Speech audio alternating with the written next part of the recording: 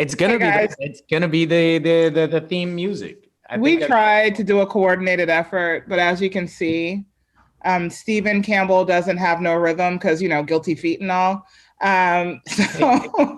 Wait, guilty feet? I've got guilty. I've already. You don't know that's. Oh my God! Please tell me you know the phrase "guilty feet ain't got no rhythm." Please tell me you know that phrase and where it's from. I don't say ain't all that much. So I'm never gonna dance again. Guilty feet ain't got no rhythm. Okay, there we go. All right. Welcome to the Nonprofits podcast. We're starting off with hot ass tracks. What? Wicked. Yeah. Sorry. That was whiter than anything I would have done. You know what? Fair. I have a lot of caucasity. I feel like it's my reparation. I can act and perform as many Caucasian tasks as I choose in the places where I see fit. And like what? Like what would be a caucastic thing you can do? Oh my goodness. Like the time I got stopped by the police for speeding, rightfully so, 100% I was speeding. At the same time, I had a dental appointment I needed to get to, and I had to get back for meetings. It was very important. So I'm doing maybe 50 and a 25. I get stopped by the cop. My first word out of my mouth is, "Can you hurry it up?" I got a doctor's appointment to get to. I have a great driving record. Just run my freaking name and let me be on my way with a warning. Can we? I wouldn't even try to pull that. Well, see, this is a lesson that I've learned from having so many white friends. If you just act like you're supposed to do that shit, people think you're supposed to do that shit. It's amazing. If you just act like you're supposed to be there, they don't know that you're not LeBron James's friend and that you're not supposed to be at the NBA party. They don't know that. My privilege thing that I didn't realize was a privilege thing that I got out of trouble with all the time was I would just go like, why would I do that? Like, I would just like, why would anybody ever do that? It's like, that's what we're asking you. It's like, I'm asking you right back. Why would I ever? I had this one time where in geometry class, we had weekly or like daily warm-ups. And so I didn't do any of them. And then on Friday, I just drew a dick on 5 different pieces of paper and then stamp them and then turn them in. And then I forgot all about it, right? You do some shit and you forget. And then 2 weeks later, I get called to the principal's office. And he's like, "Stephen, I'm sure you know why you're here." It's like, I no idea. Yeah. And so he slips the packet of penises over to me, and he says, "What do you think these are?" And I very poorly drawn penises, sir. And I was like, "Why are you showing them to me? I need an adult." Like that's where you should have went. Well, I kept calling it a packet of penises. I was like, "It looks like a packet of penises." He's like, Peter picked a packet of penises, a peck of penises. Yeah. Peter Pepper packed a pack of penises. How many pack of penises? Pickled Peters. What? Damn it. Whatever. You know what I was saying. So, but then it was just this thing. It was like, yeah, that's exactly what it is. It's a packet of penises. And I was like, well, why are you showing it to me? He's like, whose name's on the top of all these pieces of paper? And I was like, you don't think I did this? And he's like, absolutely, you did it. It's all in the same lead. You clearly, and I was like, why would I? You signed it in blood, Stephen. We got the DNA results back. It's in 0.9999. I definitely wrote the name, but I don't think the penises. I didn't make a packet of penises. And then I just asked him about his daughter, and she was a swimmer, and I was not, but I just pretended to be. Yeah. And then I'd go out on my merry way. Instead of.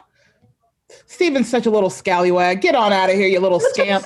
That's how that ended. So let me finish telling you about my traffic stop. You want to know how that ended? Yeah, hit me. The cop was very nervous because I so aggressively told him how to do his job. He shakily took my ID, went back to the car. He was gone for a while, right? Actually, he wasn't gone for that long. And he comes back and he's looking confident now. And I'm like, oh, look at Officer Cocksure, right? Like, what has he got up his sleeve? And he comes up and he says, "Ma'am, clearly you don't know, but your license is suspended." No joke. My license was suspended. So once again, I pulled out the white weapon. Ears. What? Bawling. I'm talking snot bubbles. Call my mama. Like it was a whole fucking show. You know what that cop did? Gave me my license back and sent me on my way. Said, "Don't tell anyone." You know what I did? I did not tell anyone. I went to my dentist appointment. And right after that, I went to the DMV and I reinstated my license. It was like an oversight, like an unpaid parking ticket or some shit like that. And back in Virginia back then, they would suspend your license if you didn't pay a speeding ticket, for which I was also getting. Well, you know what "don't tell anybody" means, right? Right. Oh, so I should only tell the couple of hundred of fans. Yeah, got it. You can only tell the people that are streaming at this exact moment that. But how excited are you for our guest today? I'm real pumped. Yeah, we've got here. Talk a little bit about who we've got coming. Okay. So actually, this whole thing has a very special, sacred place in my heart. So I'm super stoked to have them on. Forget the fact of how honored I am. And I just met one of the young ladies, Nancy Tepper, Teppr. I 100% said temper before because, that's hilarious also. But it's Tepper. I just met her and I'm sure thus far, she's been absolutely wonderful. And partnering with her today from Standup Girls is Hollie Harper, who I have a very deep love and affection for. She's one of my favorite humans. She tells me this about me all the time, but I never get to tell her how wonderful I think she is. I stalk her online, and I've just watched her grow. She's done so many amazing things in COVID. She was on Saturday Night Live, like so many amazing things this woman has done. And they are both from an organization titled Standup Girls, okay? And if you don't mind, I'm going to read their mission because it's, to me, very profound. And then I can talk from there about what they do and what it means to me personally. So Standup Girls is a nonprofit organization whose core mission is to educate, inspire, and equip girls from underserved communities with the communication skills necessary to succeed and lead in male-dominated workplaces. Through developing and performing stand-up comedy, our girls learn to own the room, be it in a courtroom, operating room, boardroom, or my personal favorite, the bedroom. But whatever. Honesty box, that last line is not a part of their mission. It is a part of my personal. It's a part of my personal mission, though. But anyway, it's just such a beautiful thing that they do. I know from being a Black woman growing up in just America in general, how difficult it is for people to hear you. And I'm not talking about listening to you. I'm not talking about observing the fact that you're talking. I'm talking about for people to listen, to see you, and to take in what you're saying. I cannot tell you, I really can't tell you how many times I was in a position where I was just expressing myself, right? Just really, literally just expressing myself. And that expression of my thought, my feeling, whatever it was in that moment was completely misconstrued, misunderstood, and then weaponized and used against me, okay? And this isn't a paranoia thing or anything like that. And you see how I'm explaining? Do you see how I'm immediately explaining myself? Because women in general, more specifically, Black and brown women, we are very conditioned to watch how we speak and to mind our manners. Okay. Oftentimes, my passion, anyone that's ever seen the show or ever seen me perform anywhere can attest to the fact that I am extremely passionate about most things that I do, which causes what? For my voice to be heightened, my mannerisms to be animated, and all of those things, where in polite society, when you are darker skinned, Black, brown, other, that's seen as an act of aggression, right? So what they do is they teach young women how to own their power. And I think one of the greatest vehicles we have on this planet is stand-up comedy. If I could tell you, when I was a little kid, if I was walking down the street and you said, "Oh my God, you're so cute, hi," I would burst into tears. That's how shy I was, okay? Aww. So to be able for this group to get together and take underserved, at-risk young women and give them the tools, help them to learn this. When you build it on your own and stand up, I'm telling you, there is nothing like taking your words, your story, and parlaying that into a conversation on stage, into jokes, and then getting an audience of all of these different ethnicities, cultures to laugh in unison at that thing. There's nothing like it. So that's what they do. So in true nonprofits fashion, Stephen and I, what we do is we workshop jokes or tell stories related to, in some form, the nonprofit that we're working with. Today, as I mentioned, is Standup Girls. And I had a joke that I thought was brilliant. And it's not one I came up specifically for this, but it's so apropos. And it was a joke that I posted. And there's this emoji, and you can see it if you have an iPhone, for sure it's in there. I don't know about Android, but it's a smiley face. And everything's there except the mouth. The mouth is blank, right? So I posted that emoji and I said, oh my God, you guys, there's a new emoji just for women. Because how apt is that? There's so many people that would love if we were just created with no mouth, right? And we were unable to, effectively communicate. But here's the thing most people don't know about women. We are so inventive. You take our mouths, take it. I could wake up tomorrow with a blank spot. I guarantee you, I would find a way to communicate all my shit and you would feel me. So, I don't know what's there, but I think I can take that and build that into something really funny, you know what I mean, about how innovative women are, that even if you literally take our voices, we'd send smoke signals. I'd sew a new mouth on. I'd make a mouth out of my husband's penis. I don't know. I feel like there's... Wait, you'd make a mouth out of your husband's penis? Let me explain how I got there, because I feel like... I feel like women, we value the ability to communicate, and men value their penis. So it would be like a Greek mythology type trade situation. Almost, kind of. More like I woke up with no mouth. Now you're gonna wake up with no wiener. No, I don't know. I feel okay.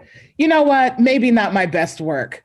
Fine. Wait, what would that emoji actually be used for? Oh, you know what? I don't know. It's a very creepy emoji. It's literally just a smooth spot, and then the rest of the smiley face characteristics. Do you ever see? There's nothing. There's a show. It's like a horror show where it's just a bunch of people in this manor, and they can't leave the manor. But the people that die there, they stay there. Their spirits stay there, right? But that's how they start deteriorating, as they lose their mouths and they lose their ability to talk to people.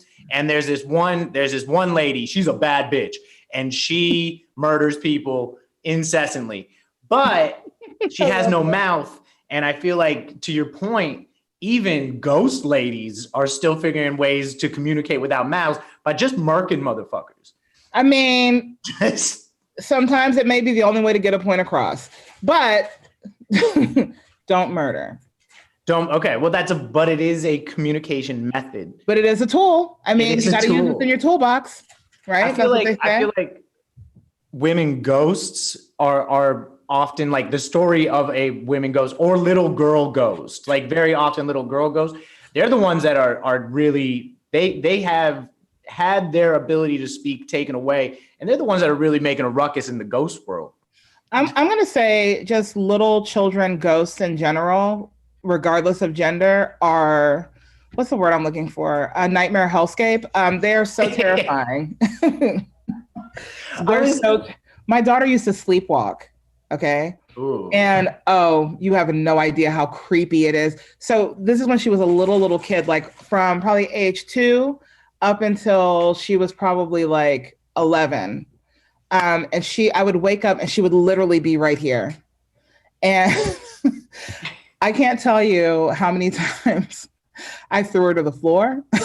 Wait, are her eyes open and she's staring at you? She's just there like this. Oh my God, even now, right. See, right now. Even now through the screen, and I'm a full-grown adult. Imagine a tiny person, or even creepier. You think up close is creepy? No, creepier is when she would just stand in my doorway, not moving. like a statue. And what you have to do, you just have to kind of walk her back to her room. You shouldn't really wake up a sleepwalker. So I would just walk her back to her room. Sometimes I'd walk her to the bathroom and you get her to go to the bathroom and lay her back down. But yeah, creep, so creepy. Maybe there's something adjacent to that joke with the emoji thing, and just like the amount of like emotion that she was able to instill in you without talking, without even knowing that she was operating. She was still able to instill all sorts of emotion and communicate with you. That's literally. I definitely could use her. That would actually be a brilliant example, just her, my daughter in general, because I remember when she was little, I thought that she may need some sort of speech therapy because she wasn't talking. But then we would catch her talk. My friend said she hears her talking all the time, like to herself in her room. And I'm like, no, she doesn't. And then one day she just started speaking full, complete sentences and never stopped. Like one day, literally, she was like almost one. And that was the other thing. My friend's like, well, she's not even really supposed to be talking yet. Like, you're tripping, calm down. And I'm like, well, no, because all the kids in my family, they talk early. And she was like almost one. And I'll never forget, she was walking around the table, giving everyone a kiss, right? Imagine that now in COVID. But she was walking around giving everybody a kiss. And it was like me, my husband's ex, her mom, and another friend of ours were sitting around talking. And she's, mwah, mwah, mwah. And then she comes to me, but I'm in the middle of a conversation. And I ignore her because, that's what parents do. And she grabs my head, turns it towards her, and goes, "Mommy, move your face forward." Those were her first words. Really? Oh, wow. Swear to God, full, complete, my daughter, full, complete sentences out the gate. So maybe there's something funny with her, right? And women, having their voices muted and taken, and then something empowering that I can write, that I can make funny. I feel like there's something in there, right?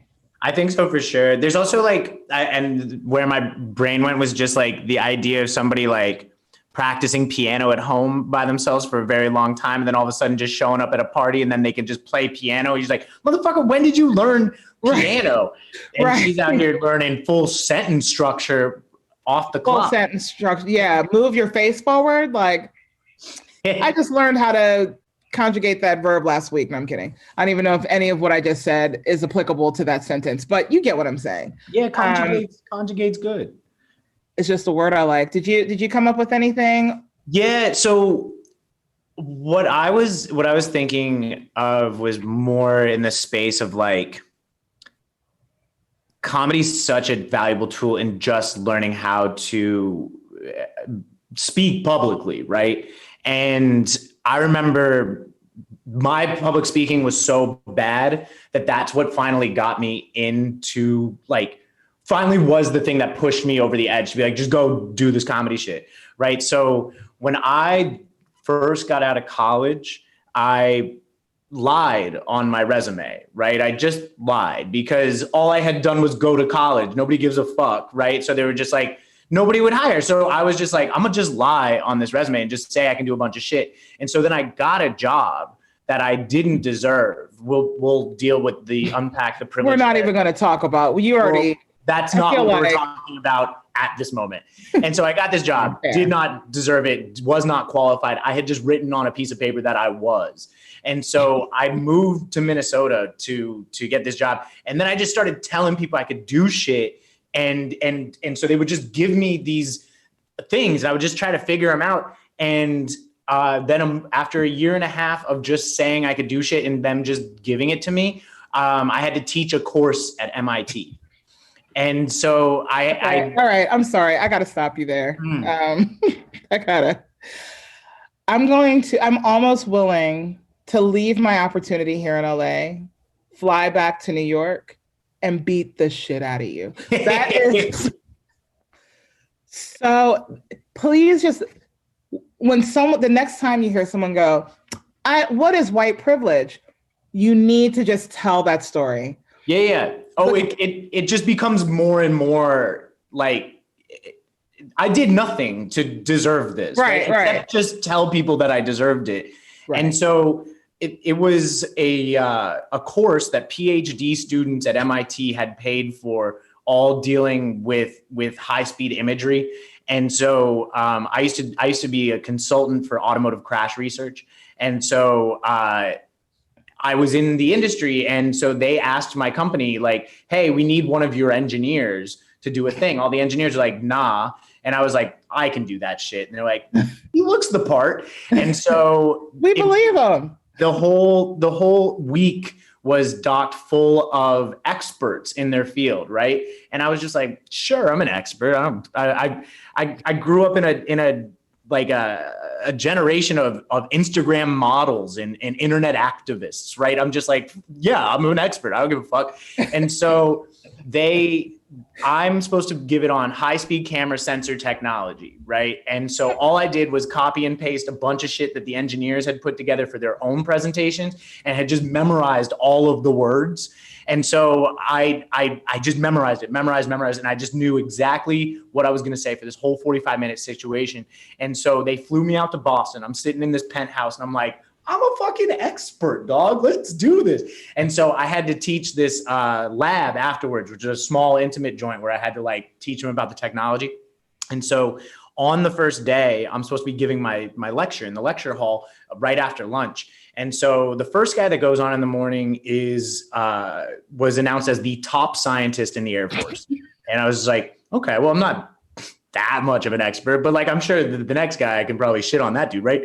Next guy, PhD in magnetics, had been a PhD for 70 years in magnetics and gave a whole speech on it. And now I'm like starting to stress. I'm just like, I don't think I'm an expert at all. And so, can you hear that car alarm? Maybe? It's okay. Yeah. And so, I'm sitting in the back and I'm starting to stress on it. And then so I go to set up for my lab that I have afterwards. And I was just like, is my shit here? And they're like, no, it's at your hotel. And so it was the hottest day on record in June. And so I had to sprint across the MIT campus as fast as I could. And I get to the hotel and I pick up 90 pounds of equipment, run back across the campus. I'm not sweating, like water is spraying at like some anime shit. Like I'm just like spraying out of my face. And so I run up the stairs. They don't have an elevator in the engineering department of fucking MIT in this spot. And so I run up the stairs and I throw my shit down as the guy is like, our next guy is an expert in high-speed camera sensor technology. Please start. Round of applause for Stephen Campbell's. And so as I walk in, there's a whole round of applause, but you can hear my breathing over their round of applause. Like I'm still like, like barely able. And so I'm like drenched and I'm just water. And I plug the HDMI cable in. And electrocute yourself? No? Okay. No. But I plug it in and it just, the first thing says high-speed camera sensor technology. And so I'm trying to catch my breath and say, high-speed camera sensor technology, and I had only memorized the things, and now I'm shook. And so I go to the first slide and I say the things that I had memorized, and everybody's hand goes up. And I remember the question so vividly. It was, but what do you do when you transfer the analog energy back into digital energy on the sensor? Everybody's hand goes down. I still don't know the answer to the question. And what did you say? I said I gave him some version of like, okay, well, what if I think I answer that later, which I wasn't sure because I'd only memorized. I didn't know what the fuck I was talking about. It was just right. Like, actually, if you just be patient with me, I'm going to answer exactly that in just a bit. Well, that's what you would say if you had control of a room, but I did not. And I was just like, I think I answer that later. And so I go through all the slides rapidly and I'm just staring at the presentation and just reading them off as best I can. And so every time I turn around, there's tons of hands up. Over 30 questions, I answered 0. I said that's above my pay grade 3 different times. I said, I think that's above my pay grade. At one time, I referred somebody in the audience to somebody else in the audience. I was like, I'm pretty sure he had a very similar question. Maybe you guys should talk after this. You should research that later. Yeah. Or ask an actual expert. So maybe that's your joke. It's just how women can actually have all the accreditation and not get the opportunity to use their voice. And you, Bob from DeVry, first day out, is like, yeah, I'm an expert in molecular structures, and you're at MIT teaching a lecture. Like, that's hilarious. Well, and then think about like how many dudes like have. It's not hilarious, but sure. You know, but for the sake of this, it is. But think about how many dudes are just like balling, like have so much money. So many are so stupid, like just so unable to. But so it was a 45-minute presentation I was supposed to give. I finished it in about 12 minutes. And now I've got 30 minutes of that. I'm just sitting there. I'm just like, okay, thanks. And I try to walk off. And the guy that had paid my company to have me be there, he's just standing there. He's like, no, you have 30 more minutes. And so I was like, okay. And so now we have Q&A. And so now anybody that has any other questions, everybody sees that I'm not capable of answering any of the questions. And so one of the guys raises his hands and he's like, so how did you get this? And I was just like, I don't know. I have no idea why I'm here. This is probably my favorite thing that's happened to a straight white man in recent times. I love you, Stephen. You're one of my absolute favorite people. But I also love that this happened to you. I love that this happened. Like, you learned early, you learned right out of college. Hey, don't oversell yourself. You got to underpromise and overdeliver. And what you did in that particular scenario is you overpromised and you didn't underdeliver. You just didn't do that shit. Like, there was no delivery. No delivery was taking place in any way, shape, or form. You just failed like that. The only thing that I wish had gone different is that I could have been in the audience. That's the only thing I would like to be different in that story. I would love if I could have been sitting in the audience. Yeah, I really ate a dick. But then I had to give the lab that I also was not prepared for. So now it's 5 people at a time that all saw that speech coming in after lunch, 5 at a time. And we're just sitting there. And I'm just like, you guys, we all know what's happening here. You guys want to study amongst yourselves. We all know talk about football. I know about football. You guys meet any sweet chicks? You guys got any hot sweet chicks? We should bring our guests on. Sure. Yeah. So I think it's time. Cool. That was a very funny. I don't know how we flipped that story to relate to what I think. Yeah. The way I saw it relating was that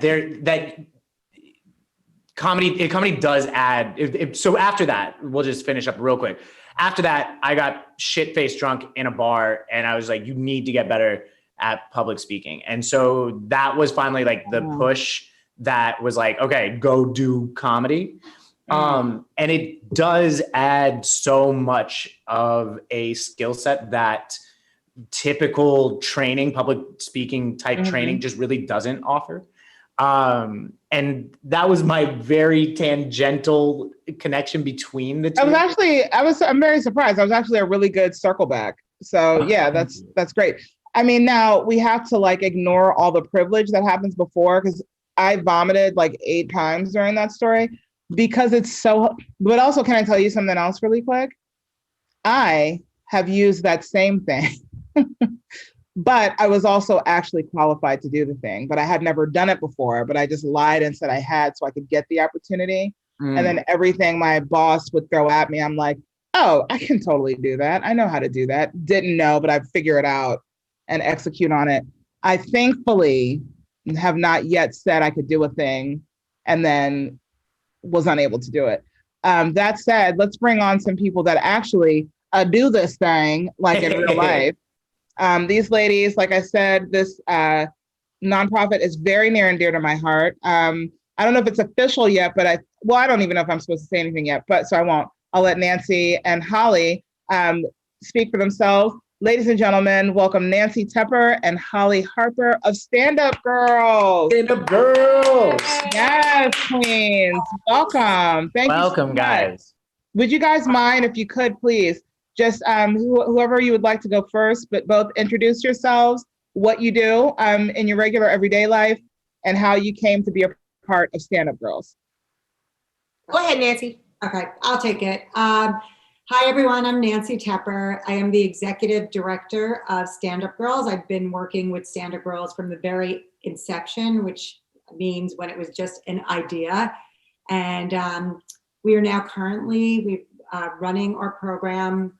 Well, not currently because of COVID, but we have to date run our program in about 20 schools, have had a number of girls participate, and it's just been an overall success and a very exciting program for girls who really want to find a voice for themselves, have a little performance time. The way that we structure Stand-Up Girls is just they take a class for 8 to 10 weeks, and then they eventually showcase what they learned at an iconic comedy club, and it's been fantastic. So that's, what I've been doing so far with Stand-Up Girls.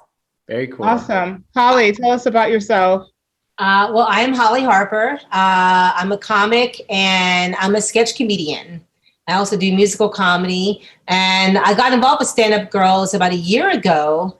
Almost 2 years ago, I met one of somebody on the board, and I'm now currently on the board. I'm like, hey, guess I proved myself. Guess I proved my worth. But right away, I started teaching a class, and we got shut down because of COVID. And so we were like one of the first people to take it to Zoom. And I was like, no, we're going to do a Zoom show. So that's my experience with them. But yeah, it's been a wonderful experience. It's been great. You already know how much I love you guys. I got the opportunity, Stephen, over this pandemic to be on a panel with you guys.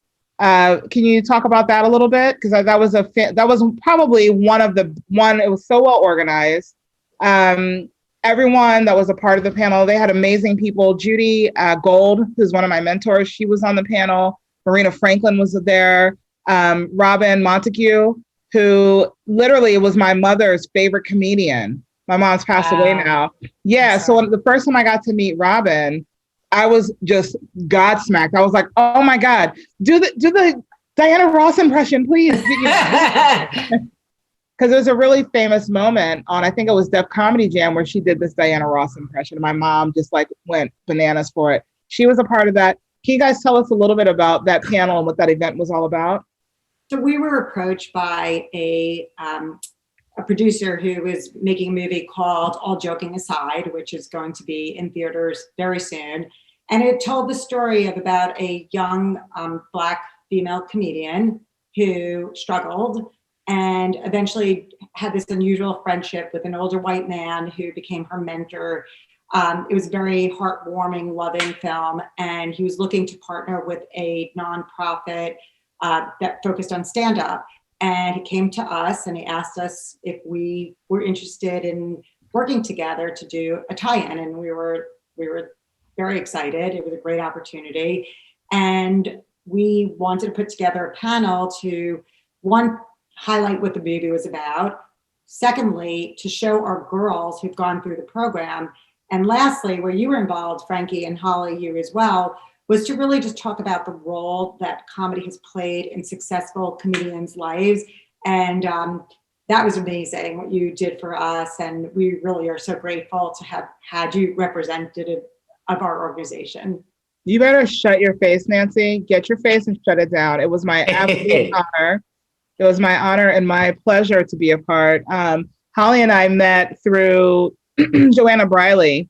If you don't know the name, seriously research her and get familiar, because she is a woman. She is a Black woman. She is a writer, a producer, a magician, because she put together the very first ever Black Women in Comedy Festival in New York, in Brooklyn.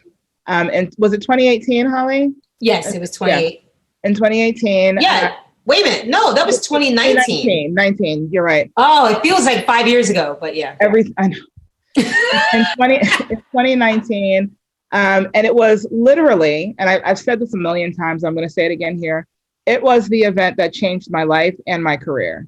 Had it not been for that event, that specific event, I 100% would not be, and you're probably like, where are you now? I could go into it, but it's not about me, but I wouldn't be where I am right now. And I probably wouldn't have met Hollie as soon as I did. And she was just, every woman at that show was just a powerhouse. But Hollie and a few other young ladies are ones that just really embraced me and just, I can't even explain the feeling. It was just warm and welcoming. And I can't even imagine how your spirit and Nancy's are empowering these young ladies to go forward and use their voice. And here's the thing, with stand-up, it's more than just saying the words and using your voice. We have this, it's magic what we get to do on stage. We have this way, we have this license to take any topic, and yes, I mean any, don't try to comment or tell them, well, that's off limits. No, I hate to break the news, nothing is off limits. We have this magic where we get to take all the topics, talk about all the stuff, and a lot of times you, the audience, doesn't even know that we're feeding you soul food. You don't even know it. And so you get home later or you retell the joke to someone else, and maybe it never hits you, but you may retell it or someone may look that person up, and it's going to expand their life in a way that they never thought. And stand-up is responsible for that. So what you ladies are able to do with that and use it as a vehicle for empowerment. I wish someone had empowered me when I was a young lady. Oh, God. Can you tell us about each of you tell us about one of your personal favorite success stories? And you can keep names anonymous if that's preferable, but we definitely would like to hear. Sure. Well, for me, it was really interesting because let me agree with you, Franqi. Like that, I'm getting like teared up because like that Black Women in Comedy Festival, it changed my life. Yeah, like it changed my life. I'll never forget. My husband was like, "Wow, you are really like." I was there, and then I had hosted one of the shows, and then like there were times like over it's like a 4-day weekend, I didn't even have to be there until like hours later. I just wanted to be there. Like I just wanted to see every show and just to soak up the comedy from all these Black women. It was just like, oh my God, this is the experience that I've never gotten before. I've never gotten it, and to see it in motion with such brilliancy and luminosity and the glow so people had. It was just, we felt it. Like it was that energy and we really felt it. But with Standup Girls, that energy, like, okay, so that's a Black Women in Comedy Festival energy. And so when I started teaching with Standup Girls, I was like, wow, okay, I'm teaching all these girls and we're going to be learning about stand-up. And honestly, it took almost like 3 sessions for the girls to even come out their shell because I had to convince them they were funny. And I was like, because teenagers, girls are real confident until they're about 9, 10. And they hit puberty and all of a sudden they're like, oh, but girls around 8, 9, they're brave. When girls are flat-chested, they could do anything. You know what I mean? All of a sudden the shape comes in and they start feeling all insecure. But the experience that I had with the girls, showing them that they were powerful and that their voices were powerful. And I taught them, to me, the most important thing is that comedy is a form of intelligence. It's a form of intelligence because let me tell you something. How many times have you been in a pickle? Look at me, I sound like one of my aunt. Been in a pickle and your little mouth can work your way out. Yes. You know what I mean? Like, yes, your little mouth can work your way out. Or even like, how many times you can tell a joke and you don't have to fight or even verbally fight. You know what I mean? Verbally, physically, it eases your way through. It's an armor. Or get a job, get a job. I've done that many times. Yes. Can I ask, so where are most of these girls coming from, both geographically and like where they're at in life? Like where? They're all high school students. They're all high school. They're all like between 13 and 17. Right. Like around there. Right. They're high school girls. So it's interesting because 9th graders get to be at the class with 12th graders. So they bounce their experiences off of each other. And our programs have been in Brooklyn, they've been in Manhattan, and they've been in the Bronx. Okay. Yeah. We're looking to expand. So like anybody that has a school that thinks this program is appropriate for them, will come in there. It's turnkey. This is free to the school and we do everything. Oh, wow. Yeah. Yeah. Let me tell you, one of the most that was really amazing about me coming in was that maybe I'm wrong, Nancy, but like before I came in, most of the girls I saw were Black or Latino, that were in Standup Girls that were performing. And then when I was at Stuyvesant, which is mostly Asian and some white. You know what I mean? That's like the math school. That's like the mathy science school. And some of the girls were, there were Chinese, South Asian. And I realized that within a lot of, you know, I don't want to speak for anybody's just culture, but it wasn't really, I mean, how many Southeast Asian comics have you seen, women? Right. Yep. You know what I mean? Like, let's be real. They didn't know that they could even do that and have a form of intelligence to put forth. Mm-hmm. So it was just really amazing to tap into that and to be able to show these girls like, no, your voice counts just as much as anybody out there. Sure. What's one of your success stories, Hollie? My success story was a girl named Veronica who honestly thought that she was just an egghead and she didn't have any comedy to contribute. And then when I you know what it was? When I broke down the science of building jokes, that's what got her. That's what got her. Kids?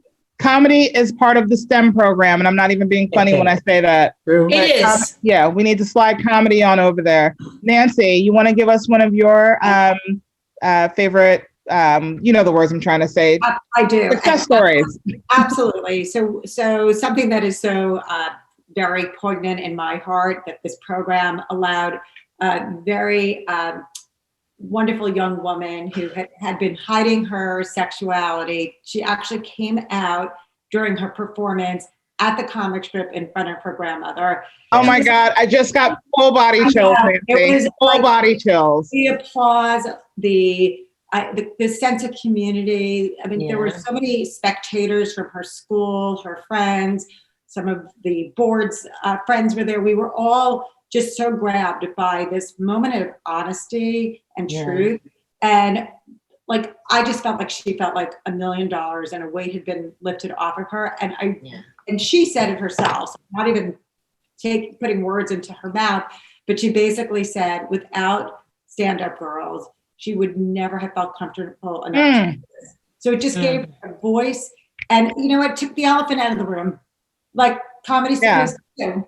Yep, that's beautiful. And so when you're teaching these courses, is there a difference? I don't know how to say it exactly. Very often, a lot of the comedy comes out of trauma, especially if somebody's funny at a young age. Very often it comes because they've seen some hardship early, especially like if they can like relate to adults and stuff like that. When you are teaching these girls to write, does it differ when you are going from maybe a more like, when you're going from it, like maybe a more like affluent area, like, do you know what I mean? Like, cause when you're talking about working with a more affluent school, like it seems to me it would be harder to say it, to get comedy out of a very, don't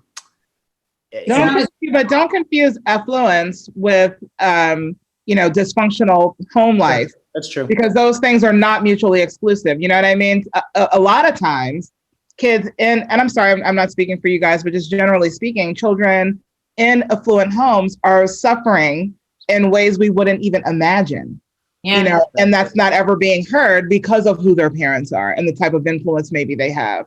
So, I mean, I went to boarding school for high school. Like, so like, I know, like, I know, but I found that just in teaching, what really helped the girls get out of that fear was to really break it down in terms of science approaching jokes, because I've taught sketch comedy writing and I've taught stand-up. And to me, it's about format. And if you can give people a format, they can find themselves. You know what I mean? Like if you could be like, these are the types of jokes. Like some comedians are better with misdirects. Some comedians are better with overshooting. Some go left. Some are storytellers. Some are strictly observing. I think that when I laid it out, it wasn't a matter of how to be funny. They were like, oh, I can do that. Or, oh, I know that. So it helped demystify it for them. Cool. That makes a lot of sense. What I was going to say, because I definitely have been involved in more showcases than Hollie, because I started earlier, there is a rawness to the comedy. These girls they are looking for a place to express some of their challenges in their day-to-day life. So I felt what you're saying is true, that their set is really about some of the difficulties that they're facing. And I think it's like gives them like a sense of relief to be able to say it out loud. Mm-hmm. Yeah. It's one of the things that before the pandemic, I had kind of forgot the social utility that comedy has, both on an audience standpoint and for myself, right? Like I got so, whatever, January, I think I did 40 shows because it was like I had the JFL audition. So it was just get it as many times as you could. And I kind of lost sight of the social utility that comedy has. And so once we started doing these shows in the pandemic, we started receiving these emails of like, hey, this is the best night of our week because we were finally able to have some sort of levity amongst all of the craziness that 2020 has brought. Do you find that a lot of these girls continue with comedy afterwards and use it as that utility, or are a lot of them bringing that skill set into other whether professions, or do a lot of them stay with comedy? We can't actually answer that because we're only 3 years old. Sure. So we don't really know what's next for them, but the hope is, going back to our mission, that they feel empowered to do whatever they want in their lives, be it comedy or do something that's like more corporate or whatever it is that they want to do. So you guys realize you've started like almost this kind of like the very first, if you think about it, kind of sorority, you know what I mean? Because they're going to graduate from, I'm like getting chills right now. They're going to graduate from this, and whatever happens for us, the adults kind of that have been a part of this in our careers. I can't imagine in 10 years, a girl comes up to me like, hey, I was at the thing you did with Standup Girls. I'm going to help her with whatever she needs. Right. Yeah. How is that, you know what I mean? I'm just going to do that without even thinking. It's not even going to be a thought. So you've also created that to look forward to in 4, 5, 6, 10 years. You know what I mean? That's amazing. Yeah. That's absolutely amazing. Can I ask you both a question? What would each of you say to your 16-year-old selves? If you could, you know what I mean? What would you say to your 16-year-old self? Here's a question I'm asking. Like for me, I wasn't empowered at 16. I had no voice. I didn't know who I was. And I wish I could have sat down and talked to myself. What would you guys have said? Or were you super well adjusted, and already kind of standing in your power? But what would you say or maybe do different at that age for your younger self? Well, I got to admit, when I was 15, I found Joan Rivers. Like I was 15 and I'll never forget, it was like Christmas and everyone's getting gifts. And all I wanted, I didn't care about anything else. All I wanted was her tape of her live at the Harrah's. Like that's all I wanted was Joan Rivers live at some casino, was her concert tape. And I got it. And so what I would tell my 16-year-old self is, make your parents take you to a comedy club. Make them go see Joan. Make them go take you somewhere. But I wasn't strong enough to admit, like it wasn't for another 10 years that I even admitted to myself that I was a comedian. So I would always listening to Joan and then I found all these other comedians. I found everybody else. But if I could talk to my 16-year-old self, I would say, tell your mom and dad to take you to some comedy clubs. Yeah. I had, when I was growing up, we had to do a, what do you want to do? What do you want to do when you grow up type report. Okay. And I did comedian, and my dad saw it sitting on the table as I was getting ready to go to school, and he took it, threw it away. He's like, fuck no. And so he's just like, he's like, you absolutely, you are not going to be. And so go fucking do another report. He's like, I got school. He's like, you're not going to school and turning in that paper. Go do another paper. So it definitely was. I can be a molecular scientist and give lectures at MIT. I'm going to do that. Right. I tried that route, didn't work. But it is something similarly. I never even went to a comedy club proper until I was like 22, 23. And for such a long time that was ingrained in my head that like, no, absolutely don't pursue comedy because there is, it's not the safest route. Do that. Yeah, it's not for you. What about you, Nancy? What would you say to 16-year-old Sweet, young, fresh-faced little Nancy Tepper.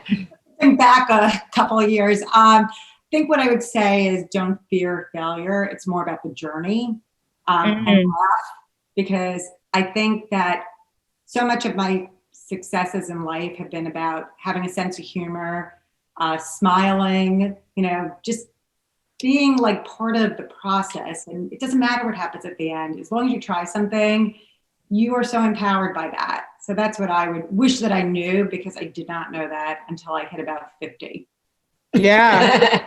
But I think that, with women especially, we have, and men too, they're getting these external stories fed to us constantly, right? Mm-hmm. Women were often told, you got to make sure you make yourself small enough for everyone to feel comfortable. And dudes are always being told, make sure you fill up the entire room. And that's those two reality. There's more than that reality. You know what I mean? Mm-hmm. Gender, we got to stop stapling gender to all of these things, because one, that's not the path that I ever wanted. I never really wanted to be this traditional white picket. That was never my dream. I never wanted to be in corporate America, and I never wanted that. But I tried to force myself and kind of push myself into that mold. Why? Because I grew up, for the most part, I'm from New York originally, but I spent my high school years in Virginia, in Reston, in the richest county in the country. And all of my friends were doing that, going to college, meeting the right guy, getting married, having 3.5 kids, buying a house. I never wanted that. Hence, I'm living in an apartment right now, but whatever. Houses take work and money. Let's be real. True. What'd you say? Houses take work and money. Houses take work and money. You know what I mean? And also, there's a lot more that goes around that, but we can talk about that at another time. But I think that I love what you guys are doing. You're creating new stories for young ladies that are coming up in the world. I am so excited to see what happens in the next, we were talking about 5-10 years, because I'm just thinking about this. I cannot wait for that day that I'm coming out of someplace. Oh my God, you're my favorite comedian. I saw you at the whatever for Standup Girls. And I'm like, you did?